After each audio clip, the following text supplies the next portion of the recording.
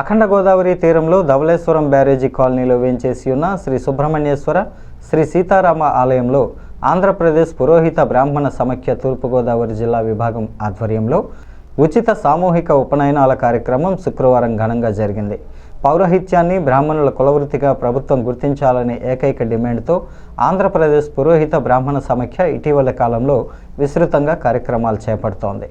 దీనిలో భాగంగా జిల్లా అధ్యక్షుడు మర్ల సీతారామ శాస్త్రి, జిల్లా ప్రధాన కార్యదర్శి ఆరాధ్యుల నరేంద్రబాబు, జిల్లా కోశాధికారి భవానీ భట్ల శ్రీకాంత్ శర్మ నేతృత్వంలో నలుగురు వటువులకు చిత్త నక్షత్రయుత మేషలగ్న పుష్కరాంశంలో శుక్రవారం ఉదయం 7:40 వేద మంత్రాలతో శ్రీ సుబ్రహ్మణ్యేశ్వర శ్రీ సీతారామ ఆలయంలో ఈ సామూహిక ఉపనయన కార్యక్రమాన్ని నిర్వహించారు.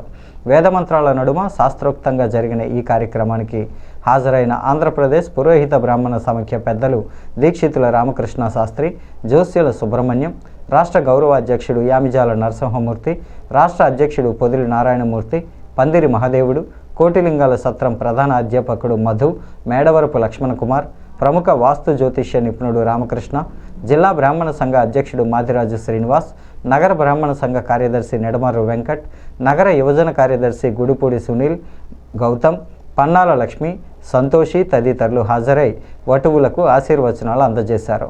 పురోహిత సమాఖ్య జిల్లా కార్యవర్గాన్ని రాష్ట్ర కమిటీ తరపున అభినందించారు.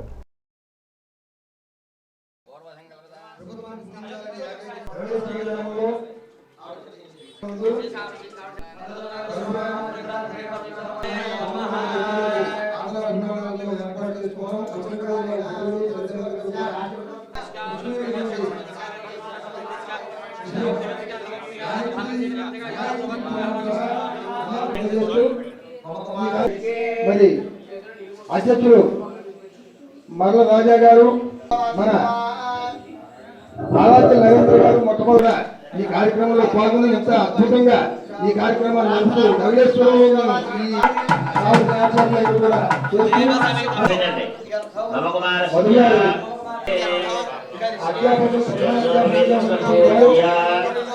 జై పురోహిత జై బ్రాహ్మణ్. పౌరోహిత్యాన్ని బ్రాహ్మణ కులవృత్తిగా ప్రభుత్వం గుర్తించాలని ఏకైక నినాదంతో ముందుకు వెళుతున్నటువంటి ఆంధ్రప్రదేశ్ పురోహిత బ్రాహ్మణ సమాఖ్య సభ్యులచే తూర్పుగోదావరి జిల్లా విభాగం ఈరోజు ధవళేశ్వరంలో ఉన్నటువంటి సీతారామచంద్రస్వామి వారి యొక్క ఆలయంలో వటువులకు ఉపనయన మహోత్సవం ఉచితంగా ఏర్పాటు చేయడం జరిగింది. ఈ కార్యక్రమానికి ప్రధాన కార్యదర్శిగా ఈ కార్యక్రమం అంతా కూడా భుజస్కంధాల మీద వేసుకున్నటువంటి ఈ ధవళేశ్వరం గ్రామ కాపురస్తులు రాజా గారు, మరి అదేవిధంగా ఈ కార్యక్రమాన్ని సంకల్పం చేసినటువంటి వారు మన అధ్యక్షులైనటువంటి సీతారామ శాస్త్రి గారు, రాజా గారు, మరి అదేవిధంగా నరేంద్ర గారు, ఆరాధ్యుల నరేంద్ర గారు.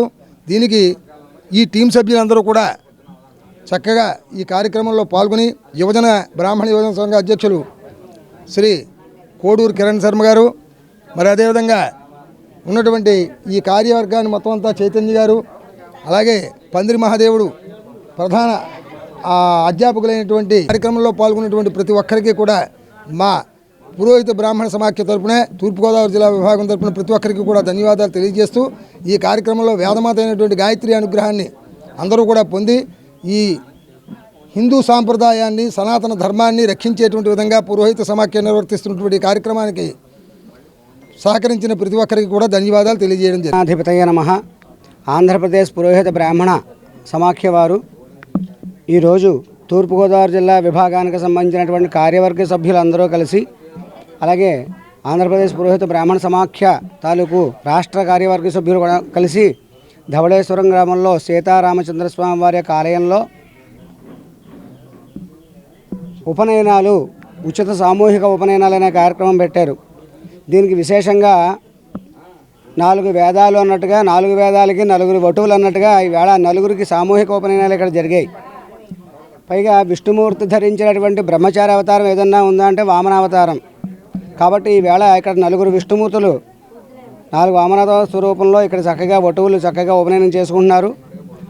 ఆ విష్ణుమూర్తి వారి యొక్క అనుగ్రహం, సీతారామచంద్ర స్వామి వారి యొక్క అనుగ్రహంతో పౌరోహిత్యాన్ని బ్రాహ్మణ కులవృత్తిగా గుర్తించాలి అనేటటువంటి నినాదంతో వెళ్తున్నటువంటి యొక్క సమాఖ్య యొక్క కోరిక త్వరగా తీరాలని అట్లాగే ఈ ఆంధ్రప్రదేశ్ పురోహిత బ్రాహ్మణ సభా సమాఖ్య మరింత గొప్పగా వర్ధిల్లాలని కోరుకుంటూ ఇవాళ సామూహిక ఉపనయనాలు ఇక్కడ చేయడం జరిగింది.